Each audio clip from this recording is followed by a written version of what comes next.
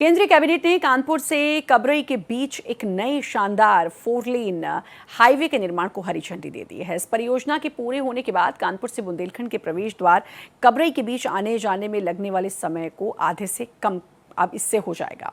केंद्रीय मंत्री अश्विनी वैष्णव ने इस फैसले की जानकारी देते हुए बताया कि अभी कानपुर से कबरई के बीच का सफर तय करने में करीब 3.5 घंटे का वक्त लगता है, लेकिन नया 4 लेन हाईवे बनने के बाद ये दूरी महज 1.5 घंटे में पूरी की जा सकेगी। तो कानपुर से कबरई तक ये जो 4 लेन राजमार्ग बनेगा, इससे लोगों को सहूलियत इसलिए होगी क्योंकि जिसमें तकरीबन 3-3.5 घंटे का वक्त लगता है, अब आप समझिए कि वो महज 1.5 घंटे में पूरी की जा सकेगी। कैबिनेट में 2 बड़े फैसले लिए गए, दोनों के दोनों हाईवे के हैं। एक तो दिल्ली में बहुत एक लंबे समय से डिमांड थी कि नेशनल हाईवे वाला जो पोर्शन है वहां से वसंत कुंज के लिए जो कनेक्टिविटी चाहिए, कई सारे पीछे प्रयास किए गए थे। फाइनली आज जो प्रयास अप्रूव हुआ है वो है 6 लेन द्वारका टनल। 6 लेन द्वारका टनल ये 6,970 करोड़ रुपीस की है। और दूसरा उत्तर प्रदेश में कानपुर को भोपाल से जोड़ने वाला लाइन, उसमें कानपुर से काबराई के बीच में 4 lane access controlled highway 7,145 crore, और उसके आगे वाले सेक्शन का भी उसमें बहुत सारा इम्प्रूवमेंट है।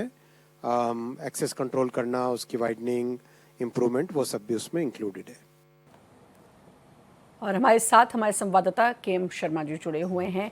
सर, कैबिनेट की बैठक, कई अहम फैसले। एक तो दिल्ली को 6 लेन की टनल मिलेगी, दिल्ली के लिए भी ये अच्छी बात है। और अगर मैं यूपी की बात करूं तो यूपी में 4 लेन का हाईवे बनेगा, जिससे कानपुर से कबरई का रास्ता जो है, आपने सुना भी होगा, उसकी वो जो समय जितना लगता है उससे आधा हो जाएगा महज। आने वाले समय में चुनाव भी, लेकिन यूपी को एक ये अच्छी सौगात मिलेगी।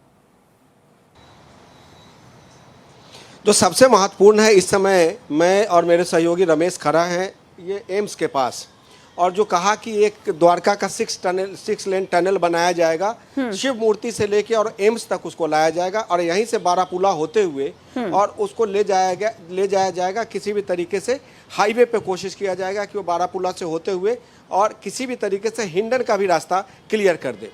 तो ये कोशिश इसलिए भी की जा रही है क्योंकि एम्स से अगर हम चले, यहाँ से एयरपोर्ट जाएं अगर हम, तो 1 घंटे का समय लगता है, लेकिन इस 8 किलोमीटर के लेन में, जिसको बनाने में करीब 5 साल का समय लगेगा, और TBM टनल बोर्डिंग मशीन लगाई जा रही है क्योंकि यहाँ पर रिज एरिया है तो पत्थर को काटने में काफ़ी दिक्कत होगी, तो उसमें TBM लगाया जाएगा। और कोशिश ये की जा रही है कि 5 साल में जब ये तैयार हो जाए तो यहाँ से एयरपोर्ट का मतलब, एम्स के पास में हूँ, एम्स और सफदरजंग हॉस्पिटल, यहाँ से आपको एयरपोर्ट पहुँचने में आप मान के चलिए कि 12 मिनट का समय लगेगा।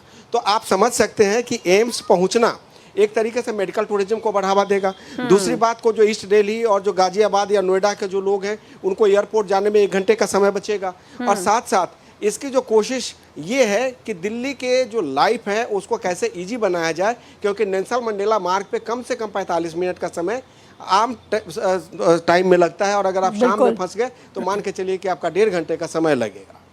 बिल्कुल, मतलब बहुत सहूलियत जो है, जो आपने बताया, कि मैं आप समझी कि आप कहाँ हैं और कैसे समझाना चाह रहे हैं। बहुत रश वाला एरिया है जहाँ पर आप इस वक्त हैं सर, मुझसे बहुत बेहतर तरीके से आप समझ सकते हैं। लेकिन आपने बड़ी हैरान करने वाली बात, क्योंकि अभी तो हैरान करने वाली बात ही लग रही है कि 12 मिनट में आप यहाँ से एयरपोर्ट पहुँच सकते हैं। तो सोचिए कितने समय, मतलब 1.25 घंटे से भी ज़्यादा, 3 मिनट ज़्यादा आपका वक्त जो है वो बच रहा है। तो ये तो इस टनल की बात हुई। और जो यूपी में कानपुर से कबराई तक का जो हाईवे बनने जा रहा है सर, 4 लेन, उसके बारे में क्या कहना चाहेंगे, क्योंकि उसमें भी समय जो है लगभग आधा हो जाएगा। यूपी से कबराई की बात करें कि तो उसमें 3 डिस्ट्रिक्ट जो है शामिल हैं। उसमें कानपुर तो है ही, महोबा है, उसमें कबराई है और भोपाल। तो उस 4 लेन को 242 किलोमीटर का जो सफ़र है, आप मान के चलिए कि 1.5 घंटे में आप सफ़र तय कर लेंगे, क्योंकि बहुत सारे रास्ते ऐसे हैं जहाँ पे घंटों का जाम लगता था, वहाँ से आपको राहत मिलेगी। और इस प्रोजेक्ट को बनाने की साफ वजह ये है कि मध्य प्रदेश को कानपुर से जोड़ना। तो भोपाल से अगर हम कानपुर जुड़ जाते हैं, और सोच लीजिए कि 1.5 घंटे में अगर आप वहाँ पे पहुँच जाते हैं, तो जो विकसित भारत की तस्वीर है 2047 में, उसमें पूरे देश को एक गठबंधन में लाके, और जो हमारी ट्रैफिक और जो यातायात की व्यवस्था है उसको सुगम बनाने की। से इतनी जल्दी अगर आप जुड़ जाएंगे तो सोचिए, विकसित भारत और वसुधैव कुटुंबकम की जो बात कही जाती है वो तो चरितार्थ होती हुई मतलब आंखों के सामने प्रत्यक्ष तौर पर दिखनी शुरू हो जाएगी। बहुत बहुत शुक्रिया आपका सर तमाम जानकारी देने के लिए।